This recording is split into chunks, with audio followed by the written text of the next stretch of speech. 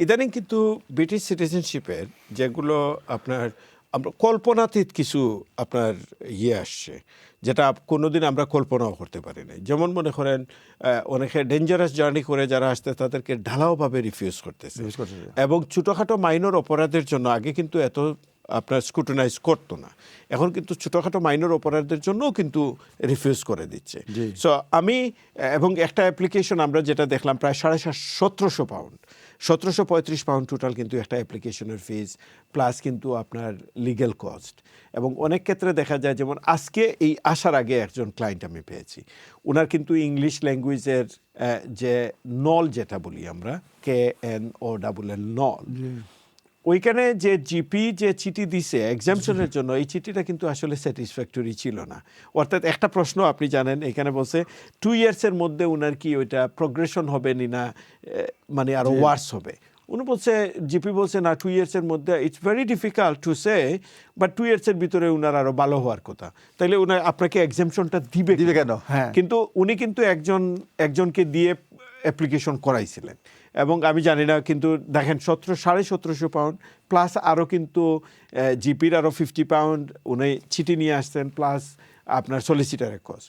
So আমার মনে হয় এই সমস্ত অ্যাপ্লিকেশনগুলো করার আগে একটু ভালো করে দেখা উচিত।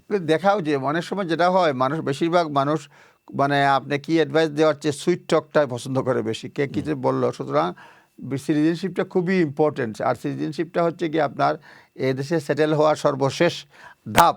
সুতরাং সেই ধাপটাতে আপনি খুবই কেয়ারফুল থাকবেন যে হচ্ছে কি না, ইনফরমেশনগুলো ঠিক মতো দিচ্ছি কি না, যেটা দিচ্ছি সেটা পরবর্তীতে কি হবে না হবে, শুধুমাত্র ডাক্তারের লেটার দিলাম আর হয়ে গেল, এটা কিন্তু না। এখন আপনার মনে আছে কিনা, আমি বলতেছি 2001-2 সালে যখন সলিসিটার অফিসে কিন্তু ওয়াথ করলেই হয়ে যেত।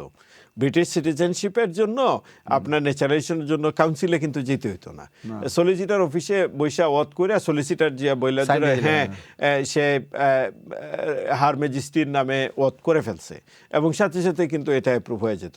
বাট নাও কিন্তু ইটস কমপ্লিটলি অ্যান্ড আটারলি ডিফারেন্ট, এবং সেইখানে আপনাকে কাউন্সিলে যেতে হচ্ছে, সেইখানে গিয়ে সিরিমনিতে আপনাকে অ্যাটেন্ড করতে হচ্ছে, ফর্মাল সিরিমনি, তারপরে আপনার অনেকগুলো ভেটিং প্রসেসও রয়েছে। তো সেজন্য আমরা বলবো যে আসলে ব্রিটিশ সিটিজেনশিপ আগের মতো আর কনসিডার করছে না, এবং যারা এলিজিবল তাদেরকে এখনই আপনি কি বলবেন যে আরো ভবিষ্যতে কি আরো তো কঠিন হবে।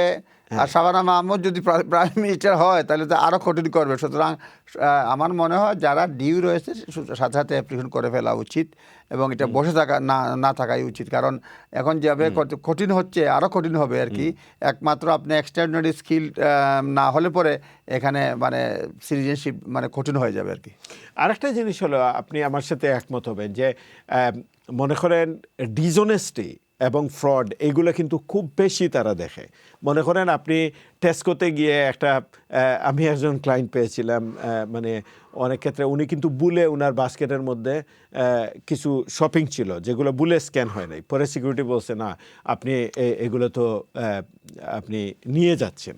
তো এইখানে দেখেন এটা ছাড়াও আপনি টেস্কোর যে আপনার ক্লাব কার্ড, একজনের ক্লাব কার্ড অনুমতি ছাড়া একজনের ব্যবহার করছে, সেই ক্ষেত্রেও কিন্তু তারা প্রবলেম করেছে। হ্যাঁ, পচা কলাটা আপনি ডাস্টবিনে না ফেলে নিজের ইয়েতে নিয়ে নিছে, সেই ক্ষেত্রেও কিন্তু প্রবলেম হয়েছে, এবং এটা কিন্তু পরবর্তীতে তারা ধরছে। সুতরাং খুবই আমরা কেয়ারফুল থাকবো, বিশেষ করে পাবলিক ডোমেইনে যখন আপনার আচার ব্যবহার করব সেসব বিষয়ে কেয়ারফুল থাকবো। ছোটো বিষয় কিন্তু অনেস্টি ডিসঅনেস্টির মধ্যে পড়ে যায়। এবং সিগারেটটা কিন্তু যখন আপনি খেয়ে সিগারেটটা মানে ধূমপান করে যখন আপনি রাস্তার মধ্যে ফেলে দিলেন, এটাও কিন্তু এখন অপরাধের মধ্যে প্রবলেম, আপনি কিন্তু ফাইন হবেন।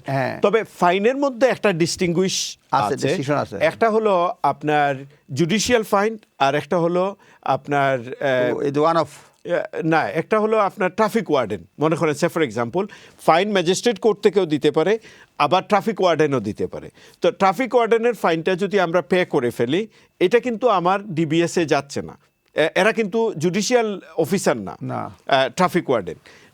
ট্রাফিক ওয়ার্ডেন এরা হলো গিয়ে administrative officer. So administrative officer যদি আপনাকে ফাইন দেয়, যারা অ্যাডমিন চালাচ্ছে, মনে করেন সেইখানে মনে করেন আপনি সিগারেট খেয়ে যারা সিগারেট ধূমপান করে যারা রাস্তায় ফেলাই দিল, আইসা বললো আপনি 50 পাউন্ড দেন, সেটা কিন্তু অ্যাডমিন। আপনি টিকিট দিচ্ছেন না, আপনি সেইখানে কিন্তু আপনাকে 50 পাউন্ড ফাইন দিল, এটা কিন্তু অ্যাডমিন। কিন্তু যখন আপনি কোর্টে যাচ্ছেন তখন কিন্তু আপনার জুডিশিয়াল অফিসার অর্থাৎ কোর্ট আপনাকে ফাইন দিচ্ছে, সেটা 10 পাউন্ড হোক আর 100 পাউন্ড হোক, সেটা কিন্তু আপনার ডিভিএসে চলে যাবে এবং সেটা you need to must disclose. অর্থাৎ আপনি যদি গাড়ি পার্কিংয়ের জন্য যদি 80 পাউন্ড বা ম্যাট পুলিশ আপনাকে ফাইন দিছে মনে করেন আপনার স্পিডিংয়ের জন্য, এইটা যখন আপনি তার সাথে শর্ট আউট করে ফেলতেছেন, এটা কিন্তু ডিভিএসে যাচ্ছে না। কিন্তু যখনই আপনি কোর্টে যাচ্ছেন তখন কিন্তু ডিভিএসে আপনার ক্রিমিনাল রেকর্ডের মধ্যে আসতেছে এবং this is amount to be a conviction.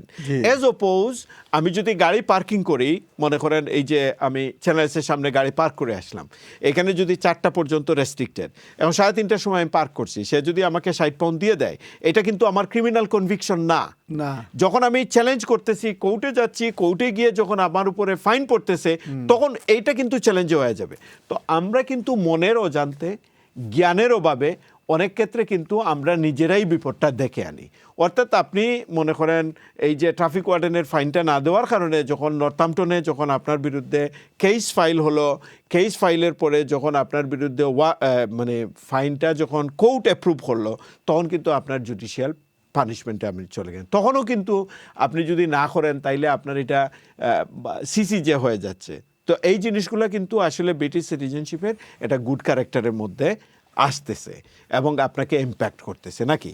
যে এখন এটার ক্ষেত্রে মানে কেউ যদি সিটিজেনশিপ, আপনি যারা বলছেন 100% কারেক্ট, কেউ যদি সিটিজেনশিপ না করে থাকে, individual leave to remain apply না করে থাকে, সেই ক্ষেত্রে এইসব বিষয়ে খুব কেয়ারফুল থাকতে হবে। হ্যাঁ, এবং এটাও ঠিক রিপিটেড অফেন্ডার্স কিনা, ছোটো ফাইন কিন্তু বেশি হয় কিনা, সেটাও কিন্তু আমাদেরকে দেখতে। মনে করেন আপনার যদি 100 পাউন্ড 200 পাউন্ড ফাইন বা এই ধরনের কোনো কিছু হয়ে থাকে, সেগুলি কিন্তু আপনার জন্য খুব বেশি মানে একবার দুইবার দিলে কিছু আসা যায় না। কিন্তু রিপিটেড যদি হয় আর আপনি যদি ডিসক্লোজ করেন, সেই ক্ষেত্রে তারা গুড ক্যারেক্টারের মধ্যে এটা ধরতে পারে। ইভেন যদি আপনি যদি ট্রেনের টিকিট যদি না কেটে আপনি ধরেন কোথাও ট্রাভেল করতেছেন, তখন যদি টিটি, বাংলাদেশে বলে টিটি, এখানে বলে টিকিট অফিসার, সে যদি এসে বলে আপনি দেন নাই, আপনাকে আমি ফাইন দিলাম, সে যদি আপনাকে ফাইন, অনেক ক্ষেত্রে কিন্তু তারা অন দ্য স্পট ফাইন দেয়, অনেক ক্ষেত্রে তারা বলে না আমরা কোর্টে পাঠাই দিব। কোর্টে গেলে কিন্তু এটা ক্রিমিনাল কনভিকশন। আর তার কাছে যদি আপনি যদি দিয়ে দেন, এটা কিন্তু কনভিকশন ডিবিএস এর মধ্যে আসে না।